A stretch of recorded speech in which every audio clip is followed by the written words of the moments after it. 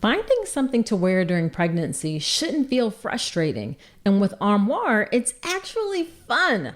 Armoire is a clothing rental membership that gives you access to high quality, beautiful pieces that fit your changing body and your style. You take a quick 5-minute style quiz, pick what you love, and fresh styles show up at your door in as little as 2 days. I recently tried Armoire and y'all, I loved the dress they sent. It was flowy, flattering, and it had pockets. I felt so good wearing it. You know that feeling when something just fits right? That's what Armoire delivers. And for you, Armoire is the answer to feeling cute and confident in maternity clothes without spending a fortune. No more clutter, no more wasting money on clothes that won't fit in a month. Just stylish, feel-good options on your terms. Right now, my listeners can give Armoire a try and get up to 50% off their first month. That's up to $125 off.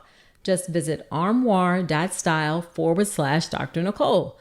That's armoire.style, ARMOIRE.style/Dr. Nicole to get up to 50% off your first month and never worry about what to wear again. Try Armoire today. Today is a birth story episode, and warning, this birth story involves a stillbirth. So if that may be too much for you, then you may want to skip this episode.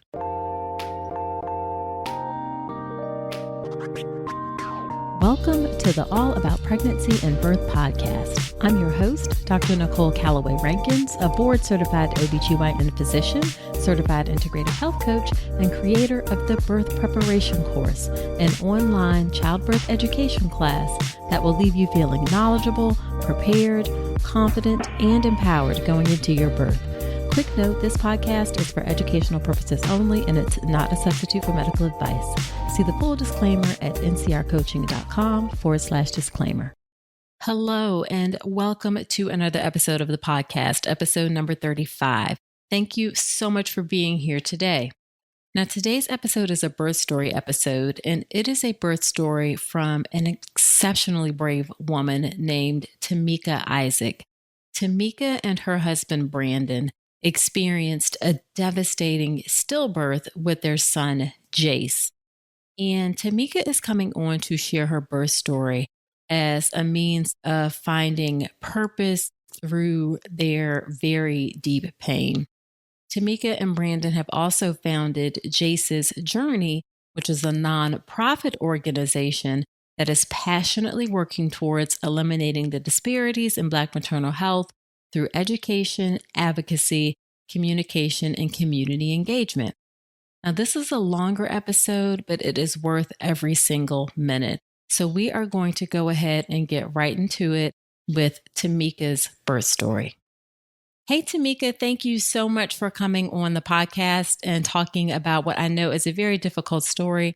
I appreciate you sharing your knowledge to help other women through what can be a really challenging time.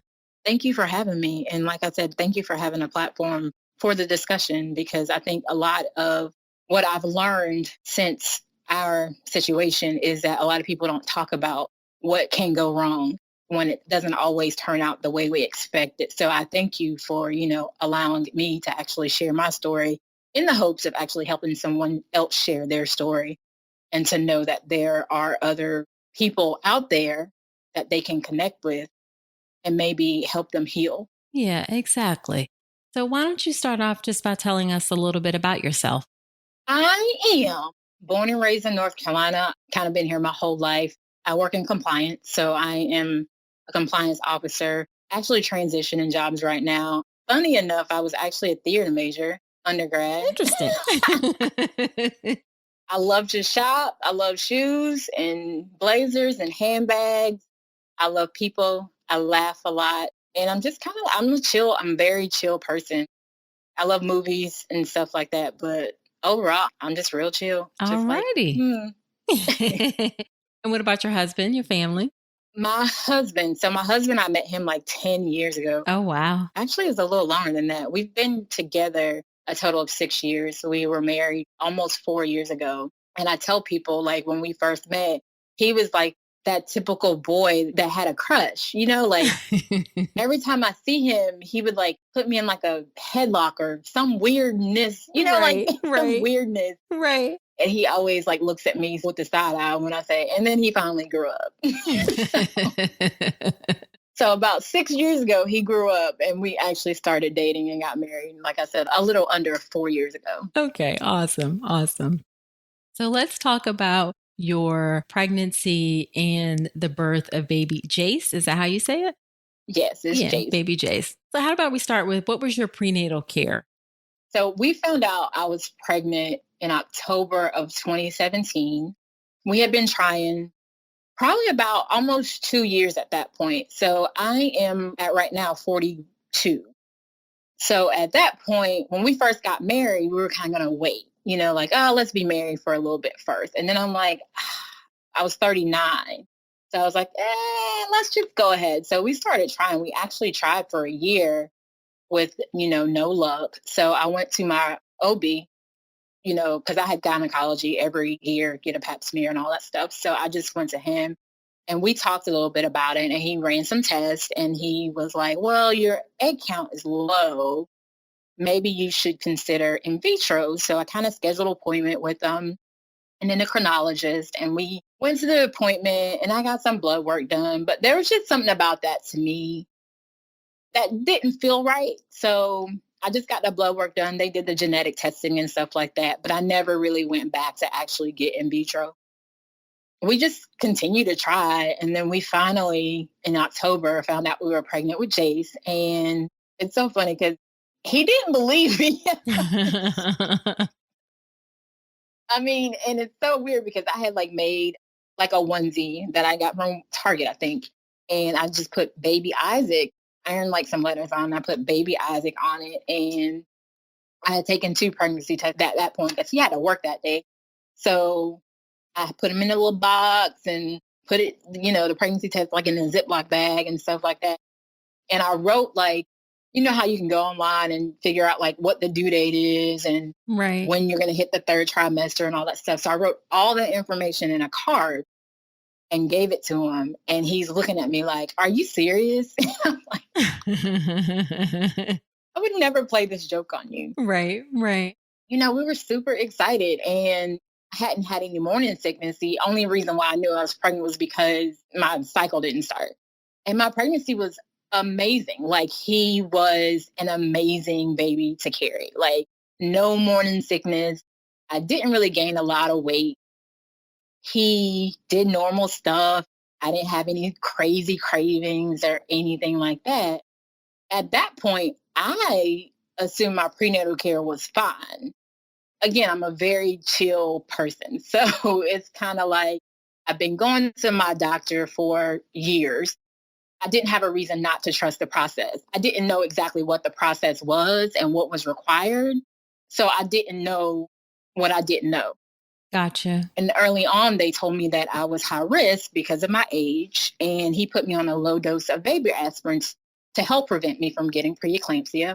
And, I pretty much followed everything they asked me to do. So I ended up being anemic also. So they put me on iron. So I was taking the prenatal vitamin, the aspirin every morning, and then the iron pills, throughout my pregnancy. So your pregnancy overall was very smooth. It was very, very smooth. Like, I can't complain at all.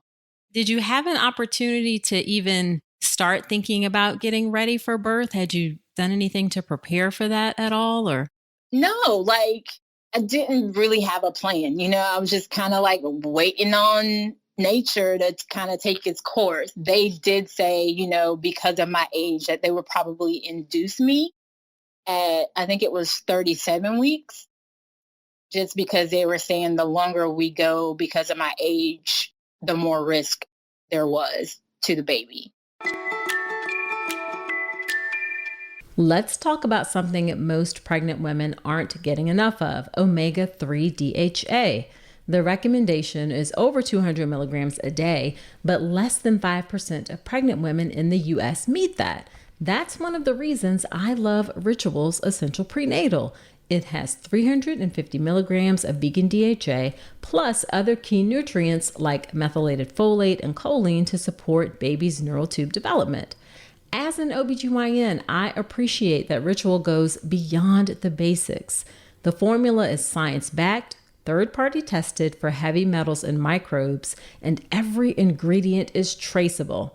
And the delayed release design, it's gentle on the stomach, something that really matters, especially if there's trouble with nausea during pregnancy. You deserve to know exactly what you're putting into your body, especially when it comes to prenatal multivitamins. And with Ritual's dedication to traceable science and sourcing, you always will. See for yourself with 25% off your first month at ritual.com/Dr. Nicole. Start Ritual or add Essential Prenatal to your subscription today. That's ritual.com/Dr. Nicole for 25% off your first month. Okay, so then when did things change? Things changed the night of Mother's Day 2018.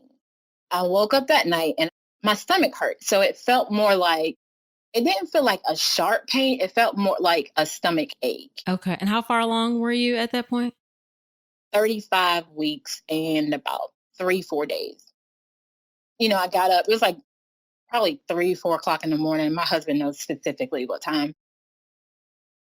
And I tried to use the bathroom and it kind of didn't work, like I couldn't go. It literally felt like a stomach ache. And I'd eaten some weird stuff, like a weird combination of stuff at my mother-in-law's house. I was like, yeah, I probably shouldn't have done that. So I threw up. I threw up a couple of times and then it kind of just went away. So, constipation at the most, right? Mm-hmm. So Monday morning, I woke up and I felt sore, like when your body feels sore. And I just assumed that it was because I was throwing up. I hadn't thrown up, in a while. So I was like, I was probably just sore from throwing up. But I didn't feel well. And again, I'm thinking like in my head, maybe I got like food poisoning from this mixture of crap that I ate yesterday. I texted my manager and I told her, I was like, I'm not feeling well. I literally said, I think I have like food poisoning or something. And I kind of took the day off and kind of laid around. My husband was worried because I don't call into work. So he asked my best friend to come over and stay with me. And so I kind of laid in bed like all day. I mean, there really wasn't a lot going on. I was just kind of like tired. So I was just kind of laying around. And then I asked her to come help me go to the bathroom or whatever. And she did. And when I stood up, I passed out. Oh my God. Yeah. So I actually came to and I could hear her. She was on the phone with 911. And in my head, this goes by really quickly, but I know in actuality, it was like a longer period of time. But they actually came and, they got me and they had to put me in like this weird stairs situation to get me downstairs. And I was kind of like in and out. I remember them asking me questions about like, who's the president? Do you know what day it is? The usual stuff like that.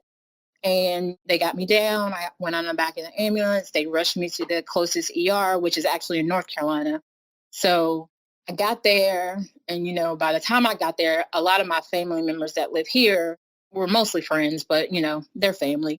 They live here. A lot of them were at the hospital by that time. So my husband was there.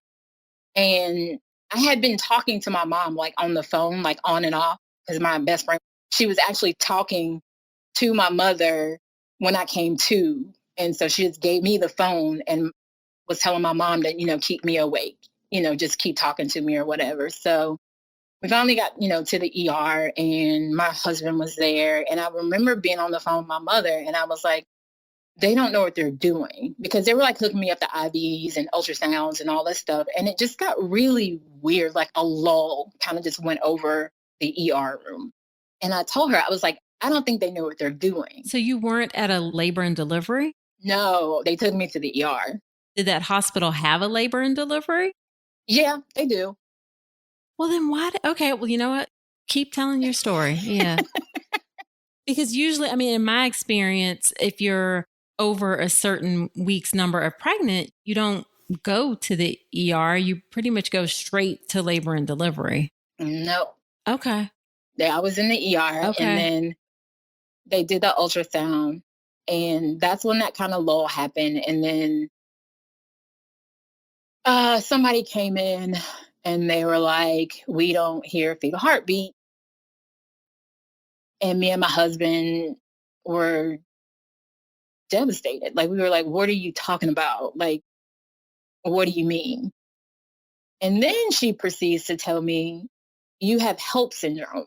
And I'm like, what is that? So they had taken labs and stuff and realized that my protein levels were really high. I have a friend that used to be a labor and delivery nurse. And when she saw my urine, she's like, "Mika, have they not been doing urine tests on you?"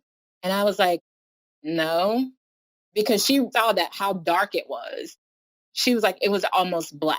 And I'm like, I never noticed that. I don't know if it was something that happened suddenly, but that's what she said. And then they said, "Well, we're going to have to induce you, but we can't do it here. So we're going to have to transfer you to the main hospital." So I was waiting to get transported, and And they I'm were sorry, telling do you mind me, me asking, when they told you there was no heartbeat, did you think like you said, what does that mean? Can you get the heartbeat back? This is one of the things that it's always awful to communicate that type of information, but I feel like sometimes we do it in a way that's confusing for families.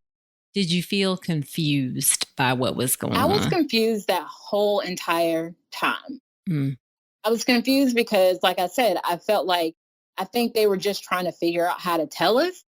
And it was like a really awkward moment. I was confused because I was out of it. Like, I was literally dying and had no idea I was dying.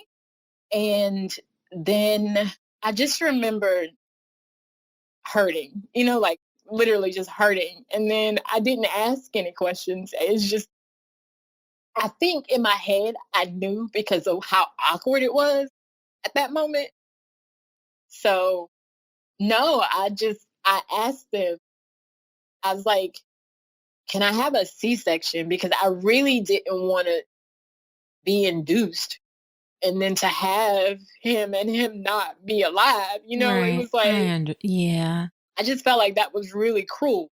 And did you have any issues with blood pressure at all I before? never know. So my blood pressure, the highest it ever got was 122 over, I think it was like 80. So it's not preeclampsia high, but my normal blood pressure is probably about 110 over 70 Okay. at the most.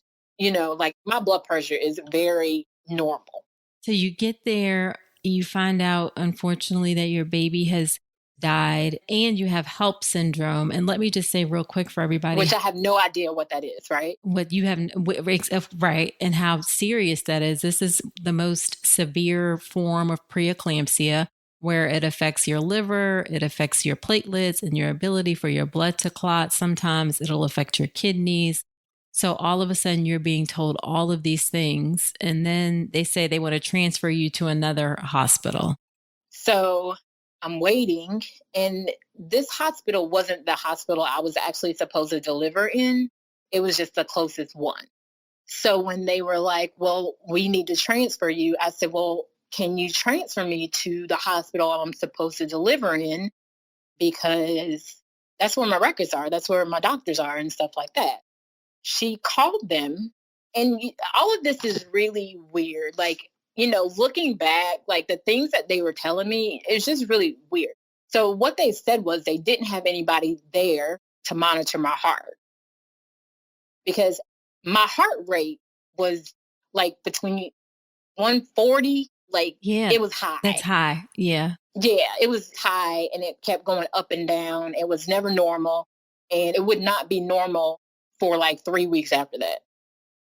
So we're waiting, and they said the other hospital couldn't take me because they didn't have anybody to monitor my heart. They couldn't do the induction there because they didn't have anybody to monitor my heart. So they were transferring me to Maine. I'm in transit to Maine when one of the surgeons looks at my record, looks at my labs, and realizes I'm bleeding internally. Oh my goodness. So the ER had no idea that I was bleeding internally. And they were about to induce me. It just so happened, by the grace of God, they didn't have anybody to monitor my heart. Because if not, I would have died. So I don't know any of this is going on.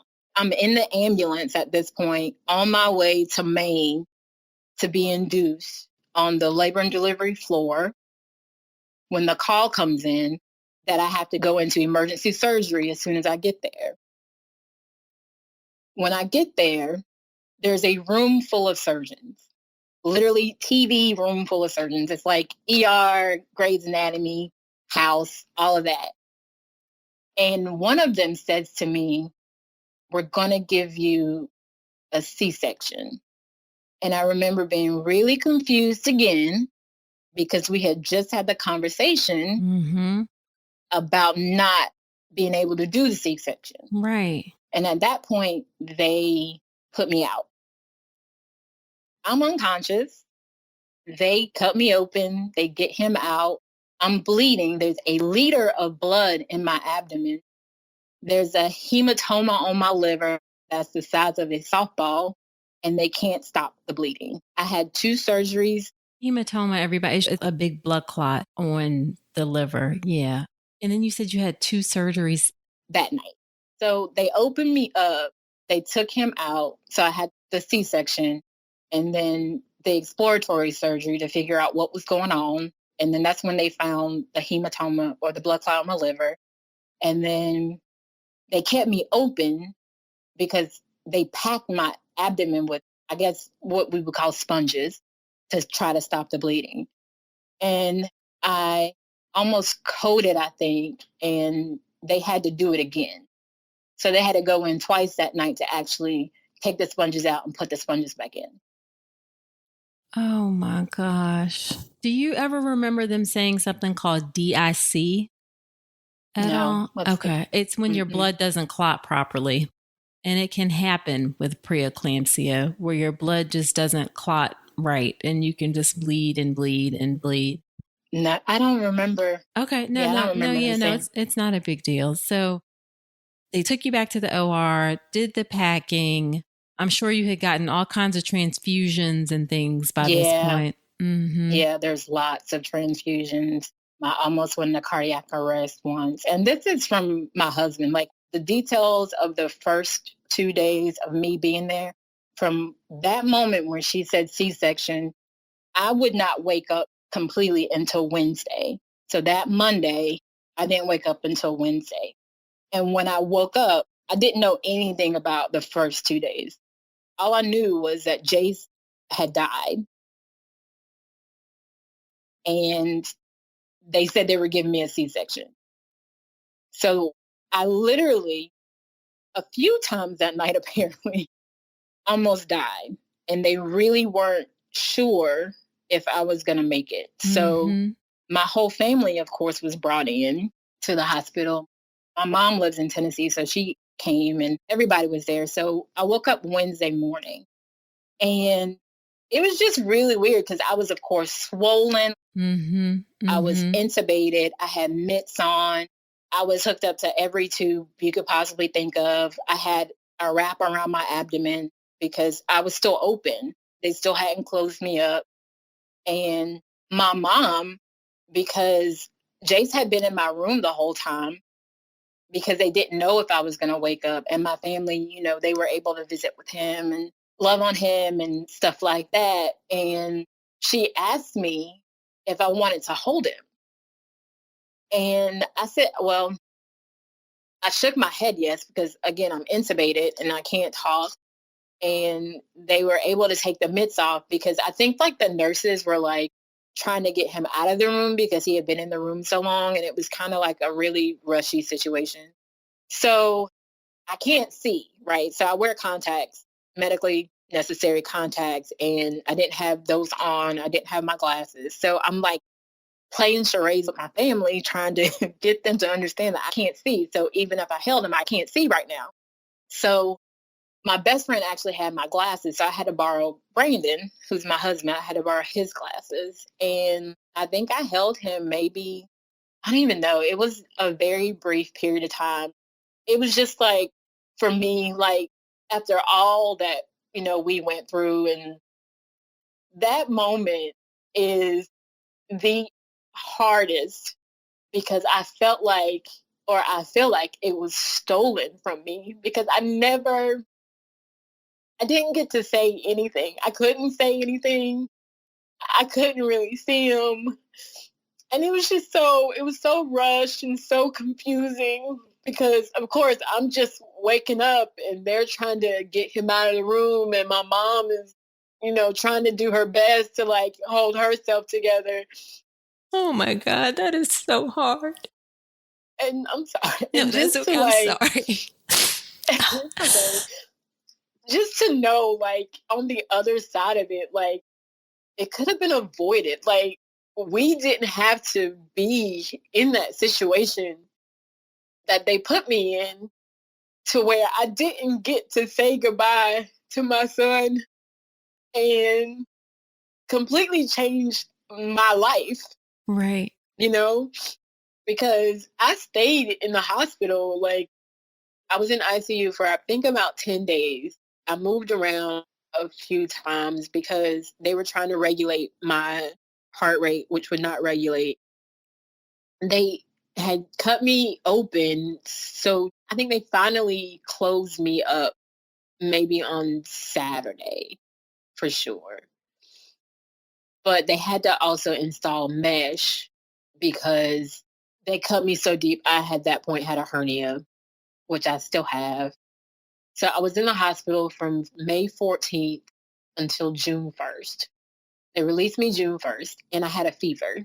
But I had a fever for like the whole time I was there. Every night I would have a fever. Okay. So I was home for about a week. And then that Friday, which would have been June 8th, I had a home health nurse because at that point I had a wound vac, which is basically, well, you know what it is. So Yeah. it's like a machine that is connected to a sponge that drains your abdomen or your surgery scar with fluid. It helps your body to heal faster, basically, is what it's supposed to do. So I had that, and I had a home health nurse. So she came and changed it out. And that night, for some reason, it started leaking. So I had to call her and bring her back. And she was like, okay, this smells really weird. I need for you to go back to the ER. Mind you, Jace's memorial or his funeral was the next day. So at 8 o'clock at night, June 8th, we go back to the ER. You know how ERs are. So we're there forever. 5 o'clock in the morning, they're like, we want you to be admitted to the hospital. We think you have an infection. And I'm telling them, like, my son's funeral's tomorrow. And they're like, well, you can go, but we need for you to come back as soon as possible. Me and my husband were kind of just like, it's 5 o'clock in the morning. My son, Jace, is buried next to my father, which is like an hour, well, actually 3.5 hours away from here. So my husband and I made a decision that we were not going to go to his funeral. And my mom and his mom and our families would just kind of like hold it down, kind of like take care of it. We also missed his funeral. And I missed the other opportunity I would have to actually physically say goodbye to my son. I ended up staying in the hospital for 28 more days. So the infection was in my liver. So I had to have a surgery. So they cut off part of my liver. It ended up being 7 surgeries, and I can't recall all of them right now. Right. So yeah, it ended up being 7 surgeries. I was in the hospital for a total of about 45, 46 days. And when I came home, I was connected to a drainage pump for my liver. I had a drainage pump for my lungs because they had started to build fluid. And I had the wound vac. I literally had, I think, a fever from the time I went back to the hospital on June 8th until probably a week before I got out. Like every single night, I would have a fever because of the infection. I was on so many antibiotics. And, I think the nurse was like, I think you've had more visitors than anybody I've ever seen. Well, that's nice that you were at least surrounded by love, and I'm sure that Yeah. that And I think helped. that part was, talking about how did you get through it is really what it was. And, from the loss of Jace, I think me having to fight to get out of the hospital kind of like push the grief aside for a moment. Because I mean, you were focusing on your life, like you were trying Yeah, to live. trying to live. And for a while, they really didn't know what was happening. Like, they didn't know. And then, like, everything that they had done was just something they figured out. Because the one doctor, her name is Dr. Rachel McCabe, and I call her my angel because she's the only one that saw the blood in my abdomen. When she realized it was there, she called in 4 teams of surgeons. So those 4 teams figured out how to save me. So what they did for me, they had never done. Because anybody who has ever had help as severe as I did, they're dead. I mean, when you have like a surgeon telling you that you're a miracle, like that's deep, Absolutely. Absolutely. That's deep. So, how long did it take you to get disconnected from the wound vac and the tube from your liver and your. So the liver is an amazing organ, Mm-hmm, right? mm-hmm. So I think the wound vac I got released I went back to work in October.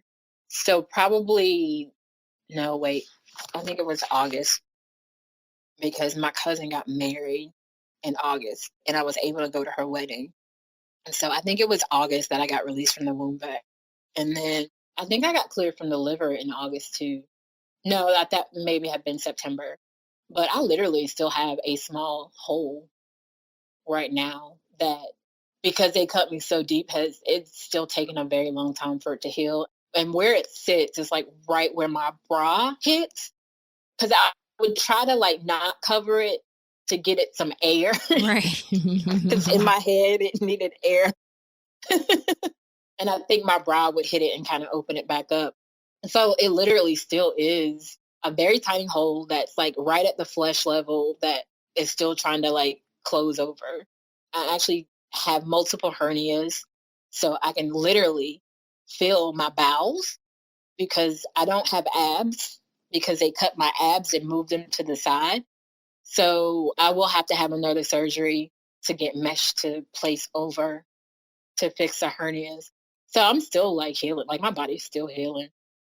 I'm physically able to do pretty much anything, Yeah, but but you're still I'm still, not 100%. yeah, Yeah, not at all. no, I'm close, but I mean, you're at a year now, right? A little over. yeah, Mm-hmm. yeah.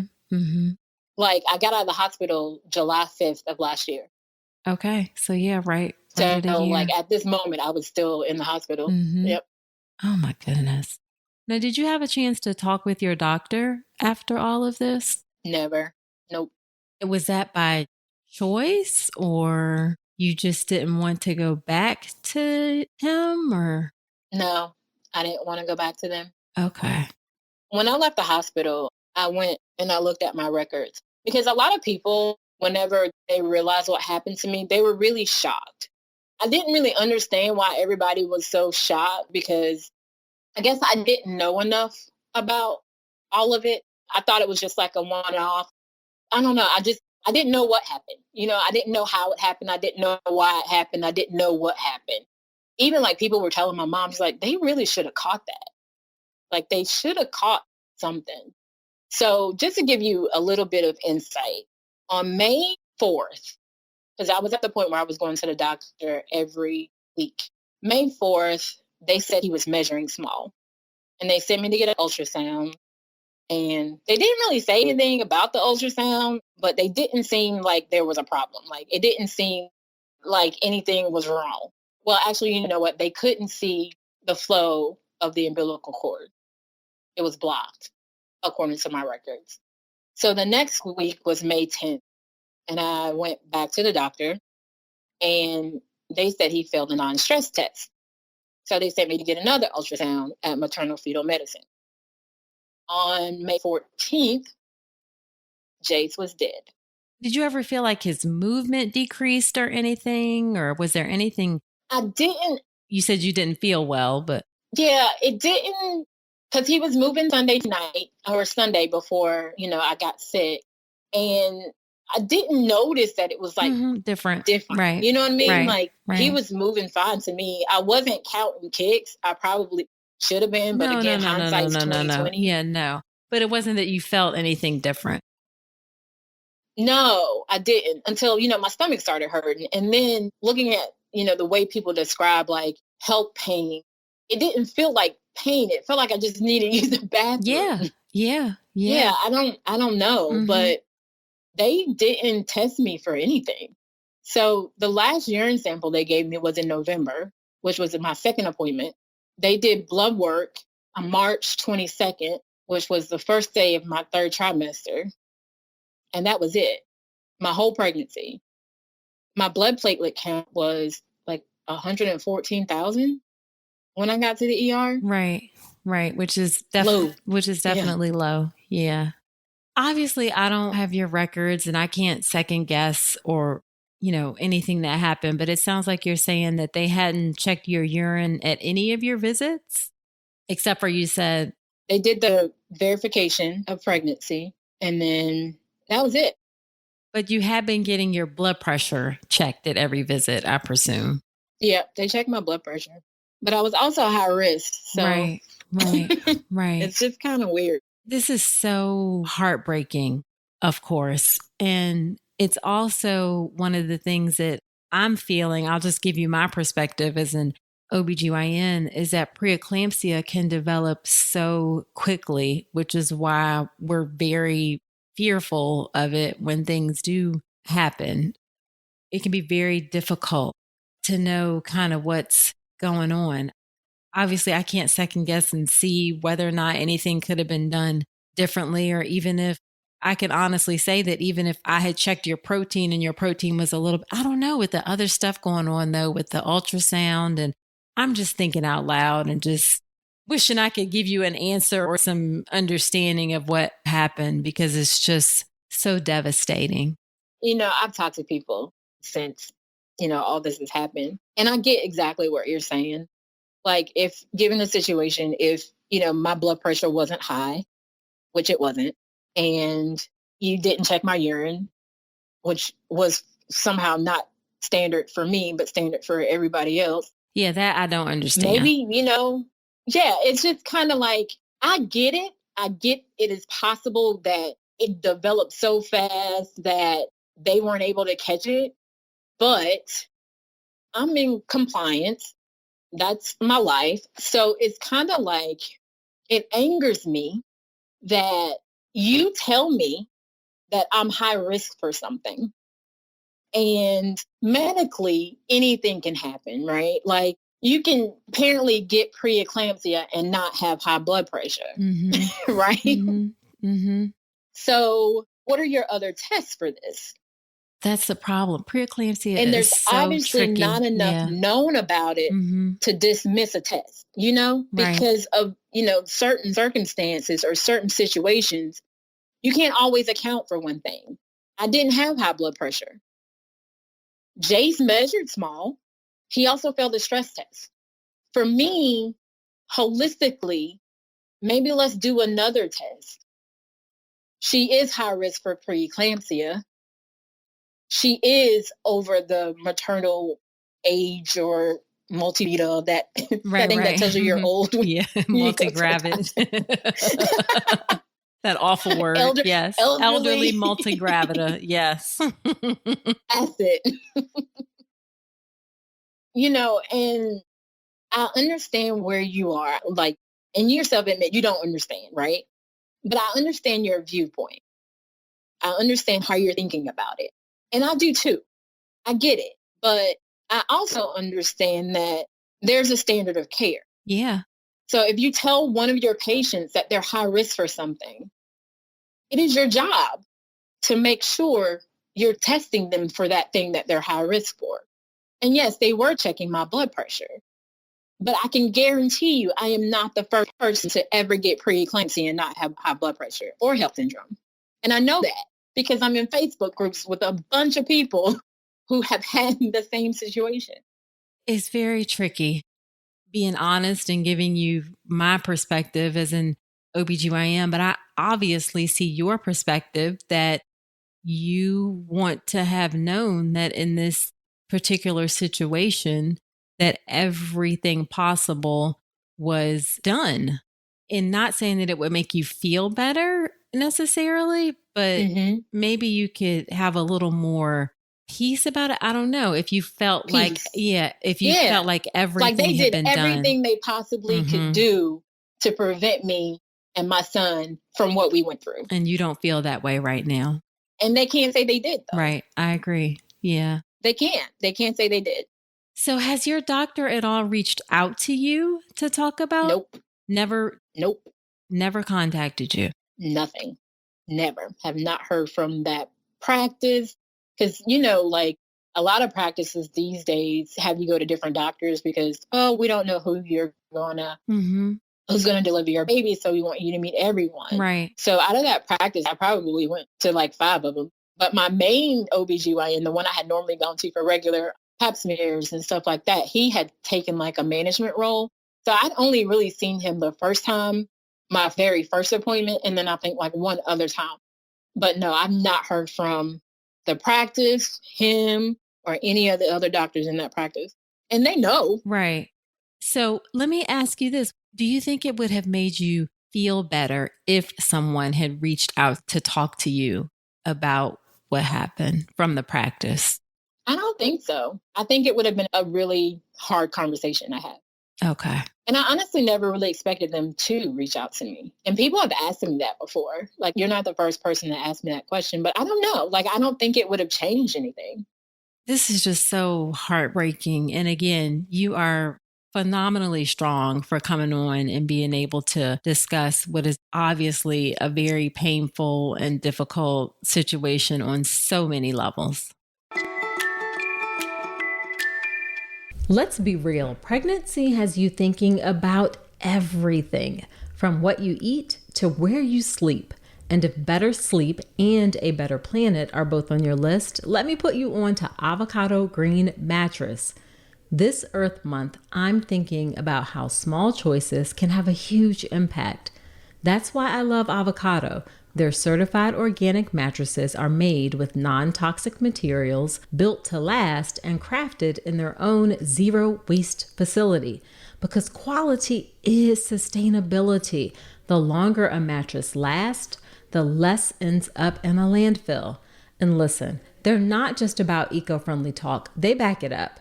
As a climate neutral certified brand and 1% for the planet member, every Avocado mattress supports a healthier you and a healthier earth. So if you're ready for luxurious sleep that aligns with your values, head to avocadomattress.com today and save up to 10% on certified organic mattresses. Dream of better for you and the planet. How have you been able to deal with this grief? I have a lot of support. My husband's amazing. Locally, we actually go to, it's called Kindermorn. And what they do, they're a nonprofit organization, and they were actually recommended by one of my friends who's a social worker and a few of the nurses at the hospital, because they kind of specialize in stillbirth therapy, like grief therapy, when it comes to like losing children or children losing parents and things like that. So we started as a group, like, so we did a group therapy session, and it was very helpful to talk to other people who have been through similar situations. And I say similar situations because, like, I've met a lot of people, I won't say a million, but I've met a lot of women because I've kind of become an advocate for Black maternal health specifically. And I've met a lot of women who have had similar situations, but I'm always still kind of on this island by myself because of, like you said, like, this situation is It's so different. It's like just different. It's very just a little rare. different. Yeah. It's rare in this aspect of how everything played out, like Mm-hmm. how everything happened. But it literally, like, people giving birth, well, the maternal mortality rate is high. Well, higher than it should be. I'll say that. Mm-hmm. Kindermore has actually helped us as far as like therapy and, communication and trying to figure out like our lives after this and how to move forward. What are your lives like now? How are you moving forward? They're crazy. Our lives are crazy. Oh my God. So much has happened in the last year. And like, if I tell you, you're going to be like, seriously, really? That's not possible. So I told you we're buying a house now. We're trying to sell our old one. I actually got laid off from my job, but I have a new one. We had a miscarriage. When I tell you this year has been like up and down and over and under, that's how it's been. I literally started a new job this week. I literally flew back here to South Carolina last night. I have flown out on day. And then we're just, trying to move, trying to schedule. Like, it's just been a crazy, crazy year. We started a nonprofit. It's called Jace's Journey. And, we're basically trying to bring awareness to Black maternal health because we have the highest rate of maternal mortality and maternal morbidity and stillbirths in the country. And we don't talk about it. And I just don't want anybody else, if I can help it, to go through what I went through. It pains me. Like, it keeps me up at night knowing what I know now. You know what I mean? Like, going into this, I had no idea that I needed to know way more than I knew when I got pregnant. I trusted an industry to do what they were supposed to do. And I trusted my doctor to do his job or to do their jobs to the best of their ability. And I feel, and people may not agree with me, that they didn't. Mm-hmm. And I feel like if we can let people know, hey, I didn't know the symptoms of preeclampsia for a fetus. Anytime I've ever talked about preeclampsia prior to me getting HELLP syndrome, everybody always talks about blood pressure. So for me, oh, well, I don't have preeclampsia. My blood pressure's fine. But I didn't know you could get HELLP syndrome without having high blood pressure. I didn't know that. It's not common, but it does happen. Yeah. I didn't know the other symptoms of preeclampsia. I didn't know about the protein in your urine. I didn't know about the blood platelet count is more of a HELLP syndrome thing, but I didn't know about that. I didn't know that, me being high risk should have caused concern for more tests. I didn't know that.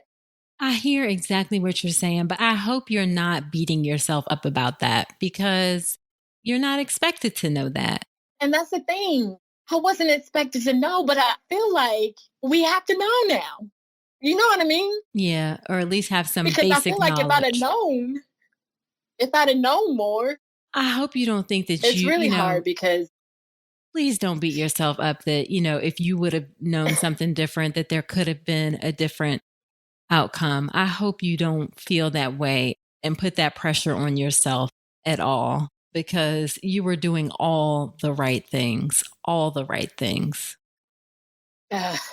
thank you, but I don't know. I'm just, You're just an amazingly strong, brave woman, is what you are. You really are. thank you. Thank you. I appreciate that. And I hear what you're saying that unfortunately it is a system where in like 5-minute visits or, tummy checks Yeah, that you do need to arm yourself with more education. And that's what it sounds like you're doing with your work and your foundation. that's our goal. That is our goal. Well, we are just about out of time, but I would like to please mention, and I'll link all this in the show notes. What are the, web addresses and places or Facebook or wherever, where can people find you? I am on Facebook as Tomeka James Isaac. We also have our nonprofit Facebook page, which is Jace's Journey. I have an Instagram, Jace's Journey Inc. is an Instagram. I'm on Instagram as Miss James, now Isaac. And I think that's it. Okay. I'm on Twitter, but I don't tweet a lot. Gotcha. So I have that, but I don't really use it. Yeah. So, one final question. What would be your most important piece of advice that you would tell women who are listening to this if they're pregnant? What would be your one most important piece of advice? Advocate for yourself, read, ask questions, no matter how crazy they are, ask questions. And if you don't like the answers, find another OB. Just know your body. Yeah. I didn't really have a lot of symptoms and stuff, so I can't really relate to people who said my doctors weren't listening to me and stuff like that, because I didn't really have any pain until it was like at the end. Like I said, it really wasn't pain, but know your body, pay attention to it, count the kicks. Again, I didn't really notice a difference, but count them, because there probably could have been, but I wasn't really, they didn't seem like anything was wrong. So I didn't think anything was wrong until everything went wrong. Do some research, reach out. If you're pregnant and you just want to talk to somebody about being pregnant or what to expect, or talk to somebody that's been through it. And if, for people who have like gone through stillbirths or HELP syndrome or preeclampsia and you need an outlet, reach out to people and talk to them, because your story could help somebody in the long run and you can probably save a life. So just know your body, advocate for yourself. Things don't seem right, they probably aren't. Mm-hmm. Well, your story is undoubtedly going to help so many women. And I cannot thank you enough for your strength, for your bravery, for your courage, for your grace to come on and share your story today. I am very, very grateful. Thank you. And I know the listeners will be too. Thank you so much. It's been a pleasure. I really appreciate you again for even having a platform for people to even share their stories. So thank you for that. You're helping me understand even more so the importance of having this type of platform, because you've just given me a window that I've never really had before. And it's important. I've just learned so much personally. I can't even like wrap my mind and heart around this whole situation. It's just, oh my goodness. Like I said, you're just incredibly brave and strong. So thank you. Thank you.